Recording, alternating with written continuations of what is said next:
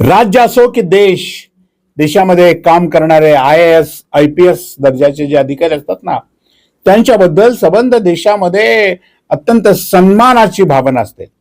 हे अत्यंत विद्वान आहेत, उच्च शिक्षित आहेत, यांना प्रत्येक गोष्टीची जाणीव आहे, यांचं प्रचंड मोठं शिक्षण झालंय आणि संपूर्ण राज्याचा देशाचा कारभार करण्याची, सर्वांना न्याय देण्याची, सुखदुःखाची जाणीव त्यांना असते किंवा सरकार म्हणून जे कर्तव्य असतं ते कर्तव्य प्रामाणिकपणाने पार पाडण्याची त्यांच्याकडे पूर्णपणे कला अवगत असते, त्यांच्याकडे ज्ञान असतं.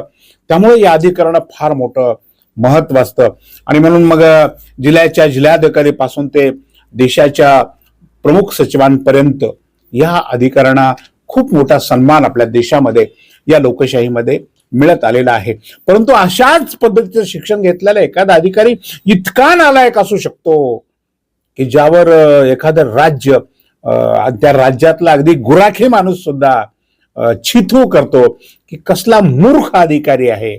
अशा प्रकारची टीका त्याच्यावर होते आणि ती टीका सध्या होते महाराष्ट्र राज्याचे निवडणूक आयुक्त जे कोणी असतील त्यांच्यावर, की त्यांनी ज्या पद्धतीनं स्थानिक स्वराज्य संस्थांमध्ये नगरपालिकाच्या आणि नगरपंचायतीच्या निवडणुकांची प्रक्रिया ज्या पद्धतीने हाताळलेली आहे, ती पद्धत, ती प्रक्रिया आणि त्या संदर्भात निवडणूक आयोगाचे वारंवार आलेले आदेश, या सगळ्याकडे पाहून या आयोगाच्या कोणत्या शब्दामध्ये निर्भत्सना करावी की एखाद्या राज्याचा निवडणूक आयुक्त इतका म्हणजे काय कुठला शब्द वापरावा, त्यांच्यासारखा मूर्ख असू शकतो. मूर्ख हा एक सामान्य शब्द झाला, पण कशा पद्धतीनं हे काम करतो त्याचं उदाहरण महाराष्ट्राच्या निवडणूक आयुक्ताने घालून दिलेलं आहे आणि त्या विषयावर आज आपण बोलणार आहोत. नमस्कार, मी राजू पाटील आणि आपण पाहत आहे दैनिक लाईव्ह. मित्रांनो, बऱ्याच वर्षानंतर महाराष्ट्रामध्ये स्थानिक स्वराज्य संस्थांच्या निवडणुका होत आहेत आणि या स्थानिक स्वराज्य संस्थांच्या निवडणुका संपूर्ण राज्यामध्ये एकदाच होतील असं जाहीर करण्यात आलं. एकदाच निवडणुकाचा कार्यक्रम जाहीर करण्यात आला आणि त्या पद्धतीने संपूर्ण राज्यातल्या नगरपंचायती आणि नगर परिषदा यांच्या निवडणुका सुरू झाल्या.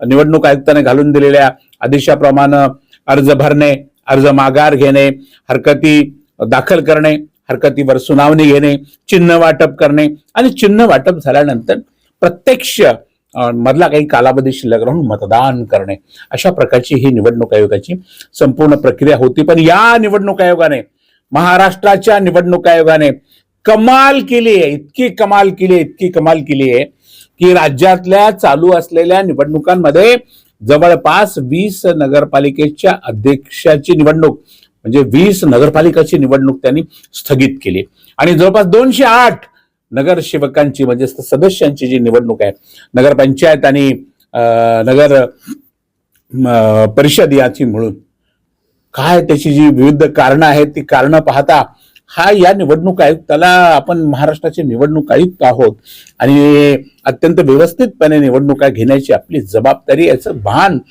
या निवडणूक आयुक्ताला आहे की नाही, का हा आयोग कोणाच्या हाताखाली काम करतो, कोणाचं ऐकून हा आयोग काम करतो, हे त्यांच्या कार्यालयामध्ये असलेल्या तृतीय श्रेणी कर्मचाऱ्याचं ऐकून निवडणूक प्रोग्राम जाहीर करतात का, असा एक प्रश्न सध्या निर्माण झालेला आहे. लातूर जिल्ह्यामधली एक गोष्ट सांगतो तुम्हाला मी. लातूर जिल्ह्यामधले निलंगा नगर परिषदेची निवडणूक या निवडणूक आयुक्ताने जवळपास 24 घंटे अगोदर, म्हणजे उद्या मतदान आहे ना, आज सायंकाळी निवडणूक आयुक्ताने हे निवडणूक रद्द केलेली आहे. त्याचं जर कारण तुम्ही ऐकलं ना, अतिशय म्हणजे तुम्हीही ऐकणारे सुद्धा या निवडणूक आयुक्ताला शिव्या दिल्याशिवाय राहणार नाही. निलंगा नगर परिषदेमध्ये एका इच्छुक उमेदवाराने त्याची उमेदवारी दाखल केल्यानंतर ती संबंधित निवडणूक अधिकाऱ्याने, खालच्या दर्जाच्या स्थानिक लेवलच्या, त्याचा अर्ज बाद केला. अर्ज बाद करण्याचं काय कारण होतं की त्यांनी त्यांच्या डॉक्युमेंट्सवर, अर्जावर सह्या केलेल्या नव्हत्या. अर्ज दाखल केल्या पण सह्या केल्या नाहीत आणि मग हे प्रकरण न्यायालयात गेलं. न्यायालयाने निकाल दिला.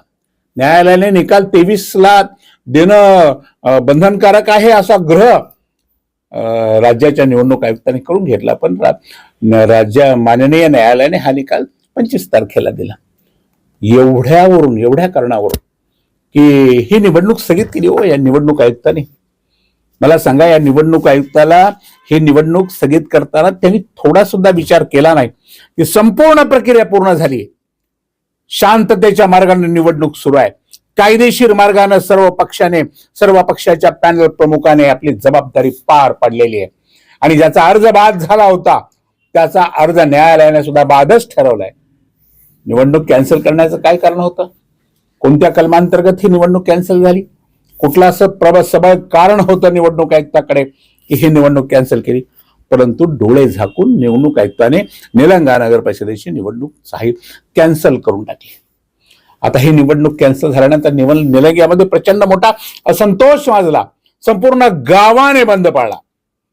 काँग्रेस असेल, त्यांच्यासोबतचे इतर आघाडीचे लोक असतील, वंचित बहुजन आघाडीचे लोक असतील, यांनी बंद पुकारला आणि या बंदला निलंगावासियांनी 100% प्रतिसाद दिला सुद्धा. परंतु कसल्या प्रकारचं काम आहे बघा, ज्या लोकांनी 1 महिन्यापासून निवडणूक लढवण्याची तयारी केली असेल, त्यामध्ये आपल्या ऐपतीप्रमाणे प्रचंड प्रमाणामध्ये खर्चही केला असेल. आता निवडणुकीच्या काळामध्ये कागदावर काय निवडणूक आयुक्ताला काय हिशोब दिला जातो किंवा निवडणूक आयुक्त हिशोबाची मर्यादा, खर्चाची मर्यादा काय ठेवतात हा भाग बाजूला ठेवा, पण प्रत्यक्ष निवडणुकीच्या काळात एका नगरसेवकाला किती पैसे खर्च करावे लागतात याची जाणीव तुम्हाला सर्वांना आहे. निलंगा नगर परिषदेमध्ये सुद्धा सर्व पक्षाच्या लोकांनी ही निवडणूक लढवण्यासाठी आवश्यक असलेली सर्व यंत्रणा उभा करण्यासाठी आणि लोकांच्यापर्यंत पोहोचवून लोकांना आपल्या बाजूने खिचून आणण्यासाठी आवश्यक असलेले जो काही खर्च असेल तो खर्च तर केला. रात्रंदिवस पायपीट केली, झोप घेतली नाही. 15 दिवस, महिना निवडणुकीमध्ये ही सगळी प्रक्रिया राबण्यासाठी काय कष्ट करावे लागतात, काय मेहनत घ्यावी लागते, हे येशीत बसलेल्या या महाराष्ट्राच्या निवडणूक आयुक्ताला कसं कळणार आहे? किंवा निवडणूक ही निलंग्याची रद्द केल्यामुळे काय प्रश्न निर्माण झालेत, किती तरुणांचे संसार यामध्ये आता बर्बाद होणार आहेत की ज्याने आपल्याकडचा 5-10 लाख रुपये निधी आपल्या आयुष्यासाठी खर्च करून ठेवलेला या निवडणुकीत घातलाय आणि तो पाण्यात गेला, अक्षरशः पाण्यात गेला. ही निवडणूक पुन्हा 20 तारखेला होते. पहिला तर खर्च पाण्यात गेलाच गेला. या लोकांना पुन्हा 20 तारखेपर्यंत आता पुढे जायचंय, मतदारांना सांभाळायचंय, कार्यकर्त्याला सांभाळायचं, बैठका घ्यायच्या, जाहीर सभा घ्यायच्या, पदयात्रा काढायच्या, पोस्टर लावायचे, बॅनर लावायचे, चहा पान करायचंय, नाश्ता पान करायचंय, खर्च करायचाय. कुठून आणायचे पैसे? कोण पैसे देणार आहे या सगळ्या लोकांना? गरीब माणसं आहेत सगळी. फार मोठे असे नगरपालिकेची निवडणूक लढवणारे करोडपती, अब्जपती नसतात. असेल एखादा पॅनल प्रमुख, लखपती, करोडपती, परंतु जी सामान्य माणसं निवडणूक लढवतात ना, त्यांची काय अवस्था झाली असेल हे या महाराष्ट्राच्या निवडणूक आयुक्ताला कोण सांगणार आहे? आणि महाराष्ट्राच्या मग तुम्हाला सांगितलं पाहिजे, महाराष्ट्राचा निवडणूक आयुक्त हा स्वतंत्रपणे स्वायत्त आहे. या निवडणूक आयुक्तावर कोणाचं कसलंही निर्बंध नसतो, बंधन नसतं. केंद्रीय मुख्य निवडणूक आयुक्त आपले जे ज्ञानेश कुमार साहेब आहेत ना, महाराष्ट्र देशामध्ये दिवे लावलेले, त्यांचं यांच्यावर निर्बंध नसतं. संविधानाने त्यांना स्वतंत्रपणे अधिकार दिलेले आहेत. कलम 243K आणि कलम 243Z प्रमाणे महाराष्ट्राचे राज्यपाल त्यांची नियुक्ती करतात आणि या शहाण्या अधिकाऱ्याची नियुक्ती करा अशी शिफारस राज्याचं मंत्रिमंडळ करतं. याच देवेंद्र फडणवीसांच्या मंत्रिमंडळाने ही शिफारस केलेली आहे. त्यांची नियुक्ती करा, कारण हे प्रधान सचिवाच्या दर्जाचे अधिकारी आहेत. अशा प्रकारची त्यांची सगळी भूमिका घेऊन आणि अशा या अधिकाऱ्याने महाराष्ट्रातल्या स्थानिक स्वराज्य संस्थांच्या निवडणुकांची वाट लावलेली आहे. मित्रांनो, निवडणुकाचा दुसरी गोष्ट, ज्या निवडणुका झाल्यात महाराष्ट्रामध्ये बाकीच्या सगळ्या, त्यांचा निकाल राखून ठेवला. कशासाठी ठेवला? काय हेतू काय होता निवडणूक आयुक्ताचा? की या निवडणुकांचा जर निकाल लागला तर काय उर्वरित काय 19-20 नगरपालिकेच्या निवडणुकांवर त्याचा परिणाम होईल. अरे पण तुम्ही या राखून ज्यांचा निकाल तुम्ही आता झाकून ठेवलाय, यांचं काय करणार आहात? काय गडबडी होणार आहेत? कोण सांभाळणार आहे ही सगळी यंत्रणा? आता यामध्ये मतपेट्यांचं काय होणार आहे? ईव्हीएम मशीनचे काय फ्रॉड होणार आहेत? कोणाच्या नशिबाला चुना लागणार आहे? काय घडणार आहे? कोणाच्या सांगण्यावरून हा निवडणूक आयुक्त असा वागतोय? असा गंभीर प्रश्न महाराष्ट्रामध्ये निर्माण झालाय. मित्रांनो, 2 तारखेला महाराष्ट्रात मतदान झालं ना, 3 तारखेला निवडणुकीचा निकाल लागायला पाहिजे होता. उर्वरित राहिलेल्या ज्या काही 20 होत्या स्थगित केलेल्या निवडणुका, त्याचे निवडणूक 20ला घ्यायला पाहिजे, त्याचा निकाल 21ला लावायला पाहिजे होता. असं का केलं नाही? यामध्ये खूप मोठं गौड बंगाल दडलेलं असावं. कोणाच्या तरी सांगण्यावरून, कोणाच्या तरी आदेशावरून हा निवडणूक आयोग असा वागत असला पाहिजे.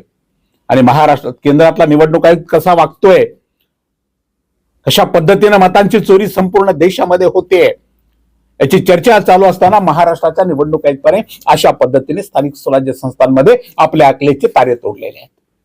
अजून जिल्हा परिषदच्या निवडणूक आहेत, पंचायत समितीच्या निवडणूक आहेत, महापालिकेच्या निवडणूक आहेत. काय करणार आहे हा निवडणूक आयुक्त? कशा पद्धतीने या राज्यामधल्या निवडणुका घेणार आहे?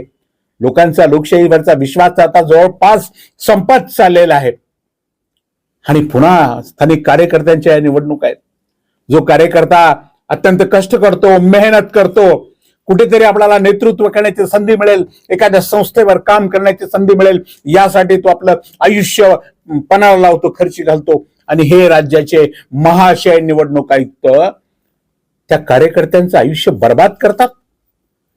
माझी माननीय राज्यपाल महोदयांना महाराष्ट्राच्या मागणी आहे, किंवा महाराष्ट्राच्या मंत्रिमंडळाने तातडीने या राज्याच्या निवडणूक आयुक्तावर कारवाई केली पाहिजे.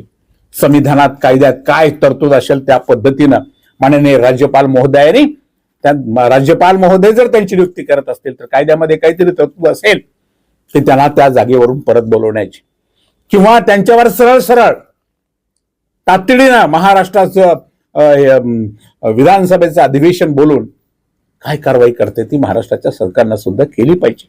अशा निवडणूक आयुक्त काय कामाची आहेत, जे लोकशाहीचं वाटोळं करतात, स्थानिक स्वराज्य संस्थांच्या निवडणुकांचं वाटोळं करतात, कार्यकर्त्यांच्या आयुष्याशी खेळतात. अशा लोकांना काय, कशासाठी या पदावर आपण ठेवणार आहात? आणि काय म्हणून हा माणूस भविष्यामधल्या निवडणुका व्यवस्थितपणे पार पाडणार आहे, असा प्रश्न निर्माण झालाय. संपूर्ण निलंगा तालुक्यामध्ये किंवा निलंगा शहरामध्ये तर अत्यंत तणावाचं वातावरण निर्माण झाले कार्यकर्त्यांच्या मनामध्ये. विरोधी पक्षाच्या लोकांना वाटतं की सत्ताधारी भारतीय जनता पार्टीच्या लोकांनी ही निवडणूक कॅन्सल करण्यासाठी मुख्यमंत्र्यांच्या माध्यमातून निवडणूक आयुक्तावर दबाव आणला. हा आरोप विरोधी पक्षाचा, काँग्रेसचा, वंचित बहुजन आघाडीचा आहे. तर दुसरीकडे भारतीय जनता पार्टीचे त्या तालुक्याचे आमदार संभाजी पाटील निलंगेकर यांनी सुद्धा निवडणूक आयुक्ताचा या प्रकाराचा निषेध केलेला आहे.